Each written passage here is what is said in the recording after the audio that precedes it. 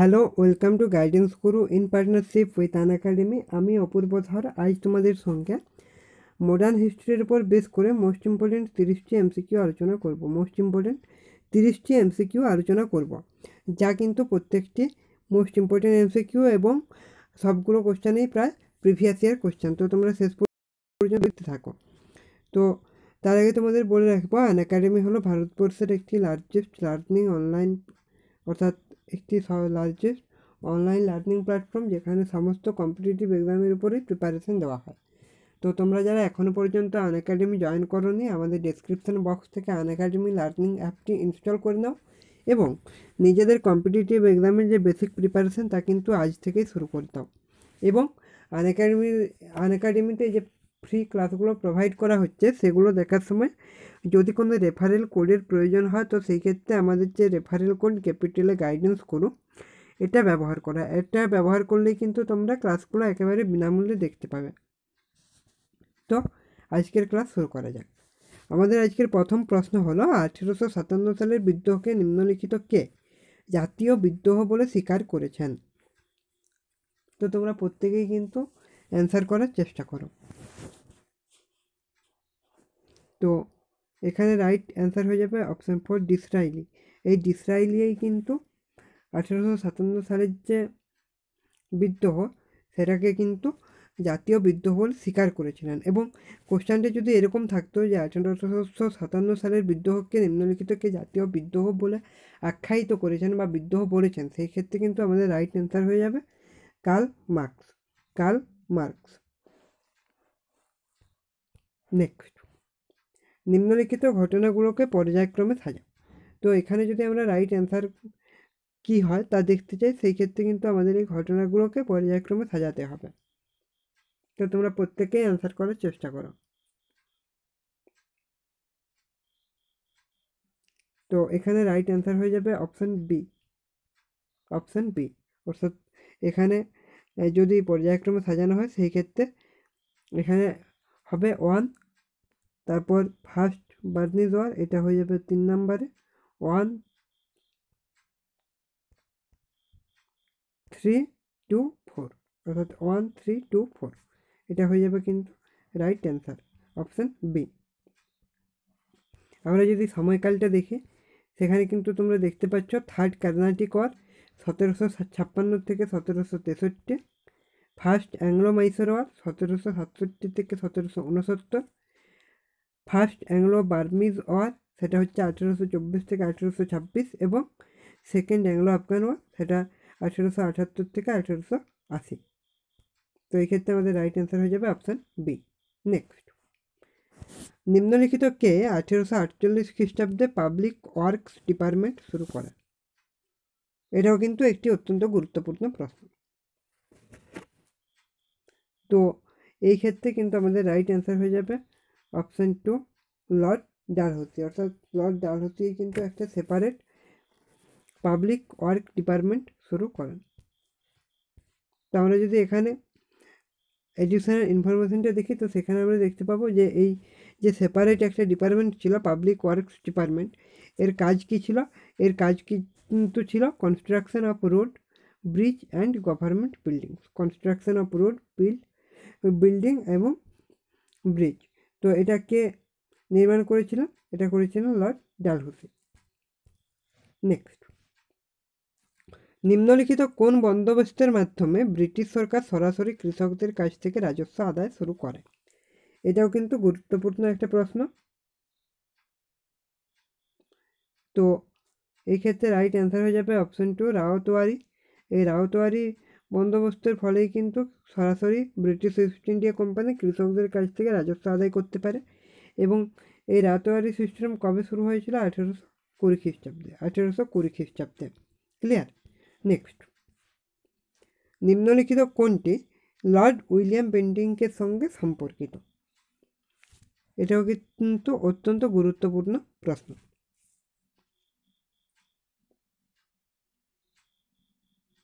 তো এখানে কিন্তু রাইট অ্যান্সার হয়ে যাবে option 4, all of the above. Next, James Andrew Ramsay নিম্নলিখিত কোন গভর্নর জেনারেলের প্রকৃত নাম? এখানে তা তোমাদের বলতে হবে। যে জেমস আন্ড্রে রামসে নিম্নলিখিত কোন গভর্নরের প্রকৃত নাম? তো এখানে রাইট অ্যান্সার হয়ে যাবে option 1 Lord Dalhousie. Lord Dalhousie. Next, আসামে চা কোম্পানি কবে প্রতিষ্ঠিত হয়? এটাও কিন্তু অত্যন্ত গুরুত্বপূর্ণ প্রশ্ন, এরকম প্রশ্ন কিন্তু আমরা আগেও আসতে দেখেছি। তোমরা প্রত্যেকেই অ্যান্সার করার চেষ্টা করো। তো এখানে কিন্তু রাইট অ্যান্সার হয়ে যাবে অপশন 2 1837। 1837 খ্রিস্টাব্দে কিন্তু আসামে প্রথম চা কোম্পানি প্রতিষ্ঠিত হয়। এবং আমরা যদি এবার এডিশনাল ইনফরমেশনটা দেখি তাহলে দেখো বলা হচ্ছে in 1837 the first England tree garden was established at Chabua. অর্থাৎ প্রথম চা গার্ডেন বা চা বাগান কোথায় প্রতিষ্ঠিত হয়? আসামে। আসামের ছাবুয়াতে। এবং এই ছাবুয়া কোথায় অবস্থিত? এটা আপার আসামে অবস্থিত। এবং তারপর কি বলা হয়েছে? In 1840 the Assam tea company started commercial production of tea. অর্থাৎ 1840 খ্রিস্টাব্দে কিন্তু যে আসামের চা কোম্পানি সেটা বাণিজ্যিকভাবে চায়ের উৎপাদন শুরু করে। নেক্সট, নিম্নলিখিত কোন স্থানটির সঙ্গে মণ্ডল পাণ্ডে সম্পর্কিত? এটাও কিন্তু একটি গুরুত্বপূর্ণ প্রশ্ন। তো এখানে রাইট অ্যান্সার হয়ে যাবে অপশন 1 ব্যারাকপুর। মঙ্গল পাণ্ডে কিন্তু ব্যারাকপুরের সঙ্গে সম্পর্কিত। আমাদের যে সিপাহী বিদ্রোহ হয়েছিল সেই সিপাহী বিদ্রোহ কিন্তু প্রথম 1857 সালে কিন্তু ব্যারাকপুর ইউনিটেই হয় এবং এর নেতৃত্ব দিয়েছিলেন মঙ্গল পাণ্ডে। এবং তা কবে হয়? 19শে মার্চ 1857-তে। 19শে মার্চ 1857। নেক্সট, নিচের কোন শাসক আধুনিক পন্থায় বিদেশে দূতাবাস স্থাপন করেছিলেন? নিচের কোন শাসক আধুনিক পন্থায় বিদেশে দূতাবাস স্থাপন করেছিলেন? তো এটাও কিন্তু গুরুত্বপূর্ণ একটা প্রশ্ন। তো এই ক্ষেত্রে রাইট অ্যান্সার হয়ে যাবে অপশন 4 টিপু সুলতান। টিপু সুলতানই কিন্তু হবে আমাদের এখানে রাইট অ্যান্সার। এবং তার যে মেন মোটিভ তা কী ছিল? না অন্যান্য রাষ্ট্রের সঙ্গে বন্ধুত্বপূর্ণ সম্পর্ক স্থাপন করা বা ফ্রেন্ডশিপ ক্রিয়েট করা। নেক্সট, ইস্ট ইন্ডিয়া কোম্পানির প্রারম্ভকালে পশ্চিমী প্রদেশ কোনটি ছিল? এটা কিন্তু অত্যন্ত গুরুত্বপূর্ণ প্রশ্ন। তো তোমরা প্রত্যেকেই কিন্তু অ্যান্সার দেওয়ার চেষ্টা করো প্রত্যেকটি কোশ্চেনেই। তো এখানে রাইট অ্যান্সার হয়ে যাবে অপশন 1 সুরাট। ইস্ট ইন্ডিয়া কোম্পানির প্রারম্ভকালে পশ্চিমী প্রদেশ কিন্তু ছিল সুরাট। নেক্সট, নিম্নলিখিত কে যন্তর মন্তর নির্মাণ করেন? এটাও কিন্তু অত্যন্ত গুরুত্বপূর্ণ।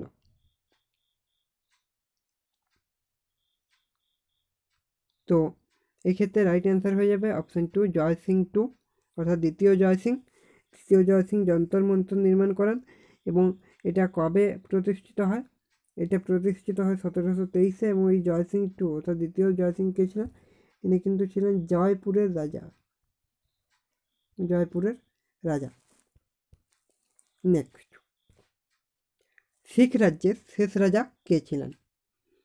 তো এটাও কিন্তু গুরুত্বপূর্ণ প্রশ্ন। তো এই ক্ষেত্রে রাইট অ্যান্সার কী হবে তোমরা প্রত্যেকেই বলার চেষ্টা করো।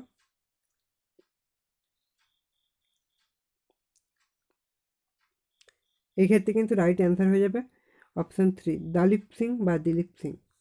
ইনি কিন্তু ছিলেন শিখ রাজ্যের শেষ রাজা। নেক্সট, ভারতের প্রথম ভাইসরয় কে ছিলেন? এটাও কিন্তু গুরুত্বপূর্ণ প্রশ্ন।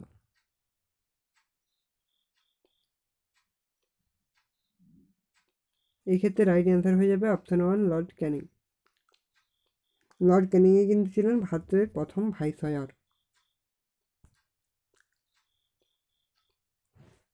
আমরা যদি এডিশনাল ইনফরমেশনটা দেখি তাহলে আমরা দেখতে পাবো বলা হচ্ছে Lord Canning was the first viceroy of India. এবং এই যে ভাইসরয় টাইটেলটা এটা কবে অ্যাড হয়? এটা কিন্তু অ্যাড হয় 1858 খ্রিস্টাব্দে, অর্থাৎ 1857 খ্রিস্টাব্দের বিদ্রোহের পর। কিন্তু এই যে ভাইসরয়ের অফিস এটা কিন্তু কবে ক্রিয়েট করা হয়? এটা কিন্তু ক্রিয়েট হয় 1773-তেই। 1773-তেই। নেক্সট, শ্বেত বিদ্রোহ নিম্নলিখিত কার সঙ্গে সম্পর্কিত? তো আমরা এখানে একটু অ্যান্সারগুলো অপশানগুলো দেখে নিই। অপশানগুলো দেখে নাও তোমরা, তারপর তোমরা বলো যে শ্বেত বিদ্রোহ কার সময় হয়।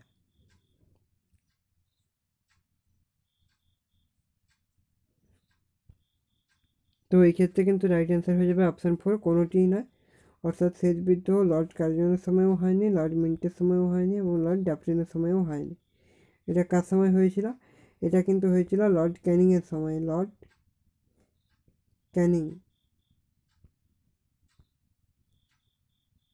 ক্যানিংয়ের সময় কিন্তু শ্বেত বিদ্রোহ হয়েছিল। নেক্সট, নিম্নলিখিত কে ভার্নাকিউলার প্রেস অ্যাক্ট বাতিল করেছিলেন? এটাও কিন্তু গুরুত্বপূর্ণ একটা প্রশ্ন। তোমরা প্রত্যেকেই অ্যান্সার করার চেষ্টা করো।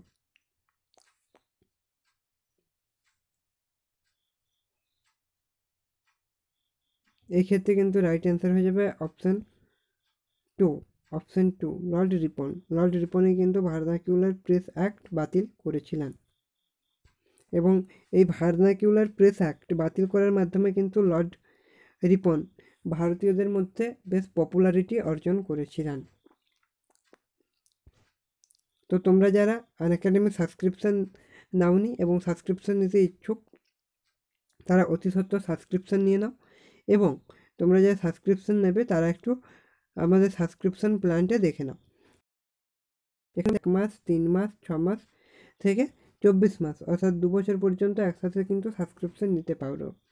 তো তোমরা যারা সাবস্ক্রিপশান নিতে ইচ্ছুক তারা যদি আমাদের যে ইনভিটেশন কোড আছে গাইডেন্স গুরু ক্যাপিটালে, এটা ব্যবহার করো। এটা ব্যবহার করলেই কিন্তু তোমরা এন্টায়ার সাবস্ক্রিপশান যে চার্জ, সেই সাবস্ক্রিপশান চার্জের উপরে একটা ফ্ল্যাট 10% ডিসকাউন্ট কিন্তু পেয়ে যাবে। ফ্ল্যাট 10% একটা ডিসকাউন্ট পেয়ে যাবে আমাদের রেফারেল কোড অ্যাপ্লাই করার সময় মধ্যে দিয়ে। তো তোমরা যারা এখনও পর্যন্ত সাবস্ক্রিপশান নাওনি তারা আমাদের যে রেফারেল কোড ক্যাপিটালে গাইডেন্স করু এটা ব্যবহার করে কিন্তু সাবস্ক্রিপশান নিয়ে নাও। তো আবার কোশ্চেনে ফেরা যাক। লর্ড কার্জন নিম্নলিখিত কোনটির জন্য সবচেয়ে বেশি পরিচিত? এটাও কিন্তু একটি অত্যন্ত গুরুত্বপূর্ণ প্রশ্ন। তো তোমরা প্রত্যেকেই অ্যান্সার করার চেষ্টা করো। তো এখানে কিন্তু রাইট অ্যান্সার হয়ে যাবে পার্টিশন অফ বেঙ্গল।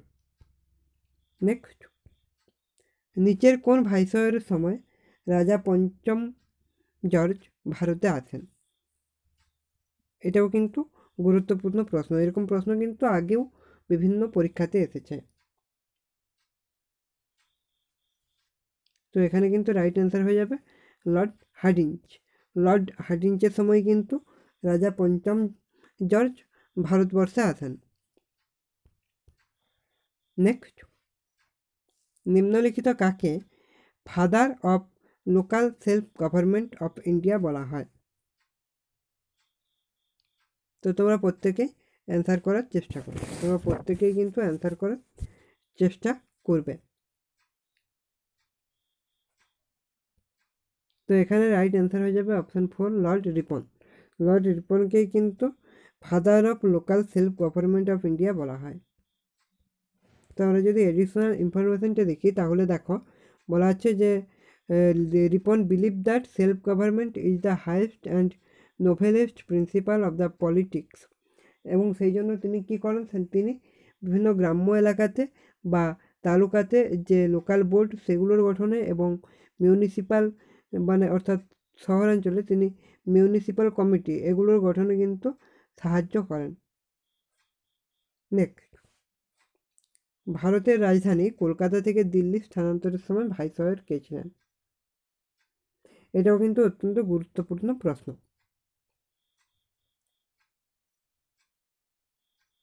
তো এখানে রাইট অ্যান্সার হয়ে যাবে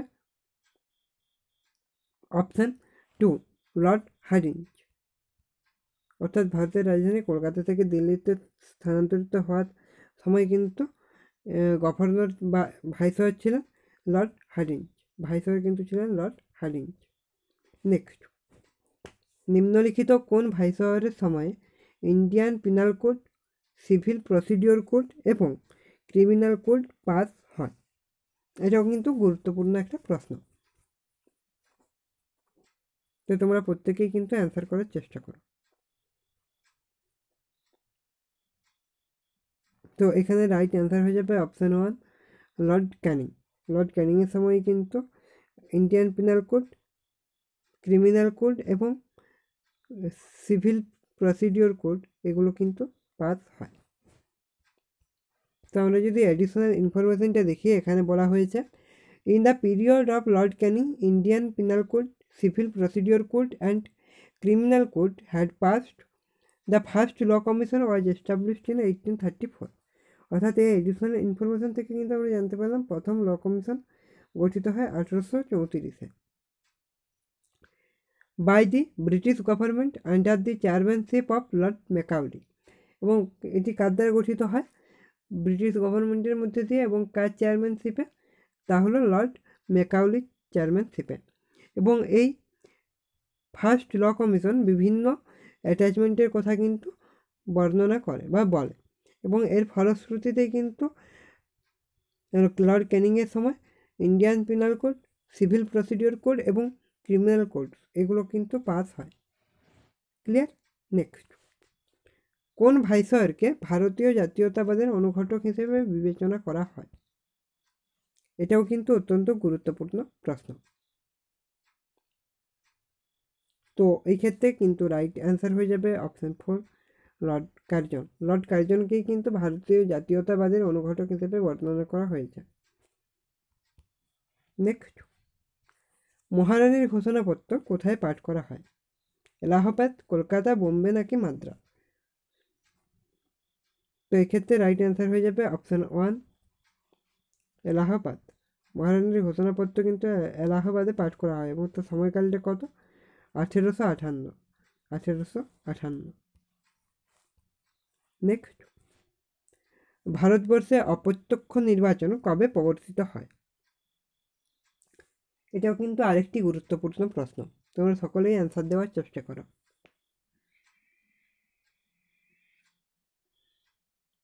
তো এই ক্ষেত্রে কিন্তু রাইট অ্যান্সার হয়ে যাবে অপশান 2, 1892। 1892 কিন্তু হয়ে যাবে আমাদের এখানে রাইট অ্যান্সার। তো এখানে রাইট অ্যান্সার হয়ে যাবে অপশান 2, 1892। তো আমরা যদি একটু অ্যাডিশনাল ইনফরমেশনগুলো দেখি, তাহলে কিন্তু দেখতে পাচ্ছ এখানে বলা হয়েছে the system of indirect election was introduced in 1890, এবং এর ফলে যে এটি ইন্ট্রোডিউস করার সময় যে একটি আইন প্রণয়ন করা হয় তাকে Indian council act 1892। Clear? Next, বঙ্গভঙ্গের সিদ্ধান্ত কেন গৃহীত হয়? এটাও কিন্তু একটি গুরুত্বপূর্ণ প্রশ্ন।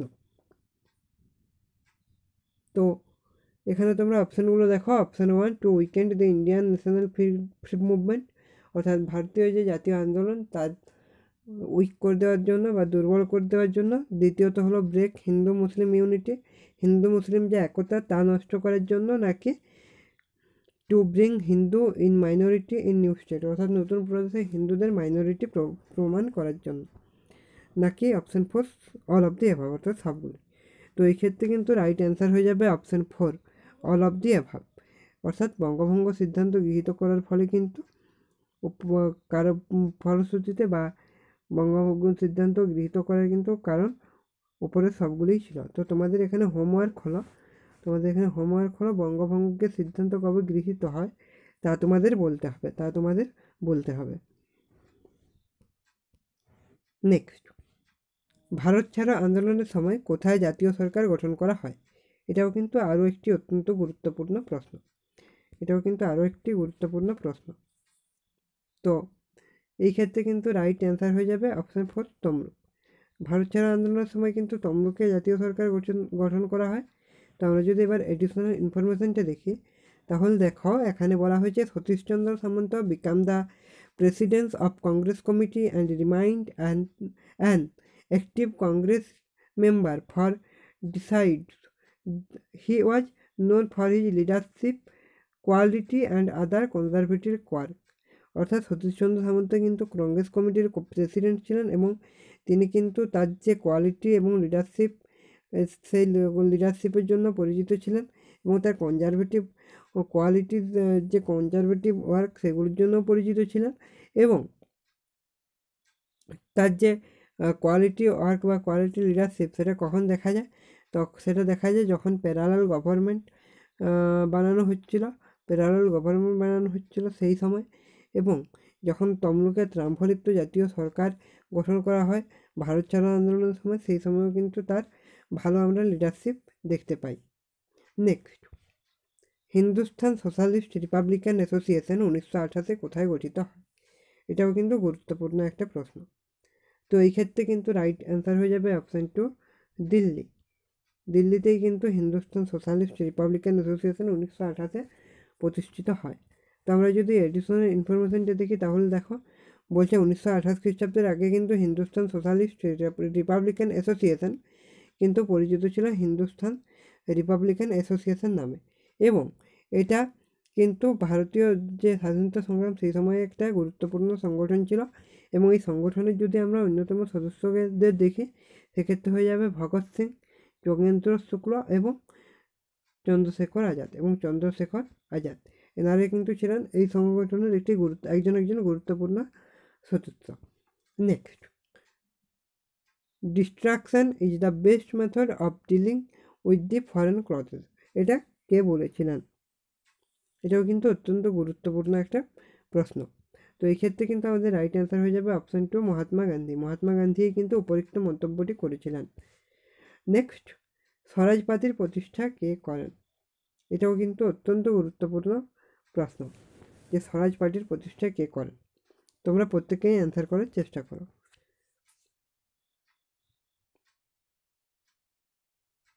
তো এই ক্ষেত্রে কিন্তু রাইট অ্যান্সার হয়ে যাবে অপশান 3 চিত্তরঞ্জন দাসই কিন্তু স্বরাজ পার্টির প্রতিষ্ঠা করেছিলেন। এবং এই স্বরাজ পার্টি কবে প্রতিষ্ঠিত হয়? স্বরাজ পার্টি প্রতিষ্ঠিত হয় 1 জানুয়ারি 1923 এবং এটি যা আমরা বললাম যে রাইট অ্যান্সার হয়ে যাবে অপশান 3 চিত্তরঞ্জন দাস, এবং চিত্তরঞ্জন দাসের সঙ্গে কিন্তু আরও একজন ছিলেন। তিনি কে ছিলেন? চিত্তরঞ্জন দাস এবং মতিলাল নেহেরু।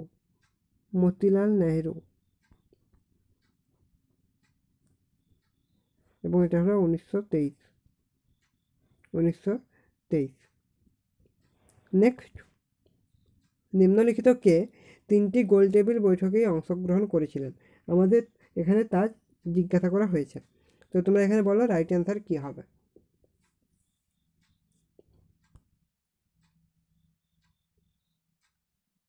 তো এখানে কিন্তু রাইট অ্যান্সার হয়ে যাবে অপশান 2 ভীমরাও আম্বেদকর, অর্থাৎ ডক্টর ভীমরাও রামজি আম্বেদকর।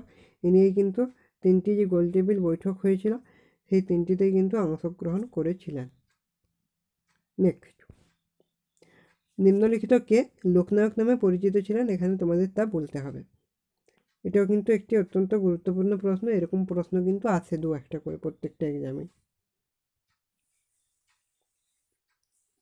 তো এই ক্ষেত্রে রাইট অ্যান্সার হয়ে যাবে অপশান 3 জয়প্রকাশ নারায়ণ। ইনি কিন্তু লোকনায়ক নামে পরিচিত ছিলেন। তো আমরা যদি দেখি যে আমরা অন্যান্য যে অপশানগুলো দেখতে পাচ্ছি তারা কে কী নাম পরিচিত ছিলেন, সেক্ষেত্রে আমরা যদি প্রথমেই বালগঙ্গাধর তিলককে দেখি, তিনি কিন্তু ছিলেন কী নামে পরিচিত ছিলেন? ইনি কিন্তু লোকমান্য তিলক নামে পরিচিত ছিলেন, অর্থাৎ লোকমান্য।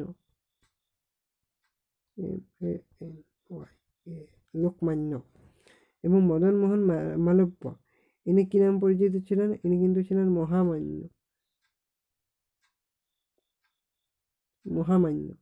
মহামান্য নামে কিন্তু তিনি পরিচিত ছিলেন। এবং জয়প্রকাশ নারায়ণ আমরা যেমন আলোচনা করলাম লোকনায়ক, এবং জওহরলাল নেহেরু ইনি কিন্তু কাকা বা চাচা এই নামে পরিচিত ছিলেন। তো আমরা কিন্তু এখানে এডিশনাল ইনফরমেশন থেকে বিভিন্ন যে নেতা তাদের অর্থাৎ তারা কী নাম পরিচিত ছিলেন তা জেনে ফেললাম। এগুলো তোমরা মনে রাখবে। তো থ্যাংক ইউ গাইস, এই ছিল আমাদের মোস্ট ইম্পর্টেন্ট 30টি MCQ কোশ্চেন। যদি ভিডিওটি ভালো লেগে থাকে অবশ্যই ভিডিওটি লাইক করে দিও এবং নিজের বন্ধুদের মধ্যে শেয়ার করতে থাকো, এবং চ্যানেলে যদি নতুন হও অবশ্যই চ্যানেলটি সাবস্ক্রাইব করে নোটিফিকেশান অপশানে ক্লিক করে অল করে রাখো, যাতে আমাদের সমস্ত ভিডিওর আপডেট সবথেকে আগে তোমাদের কাছেই পৌঁছায়।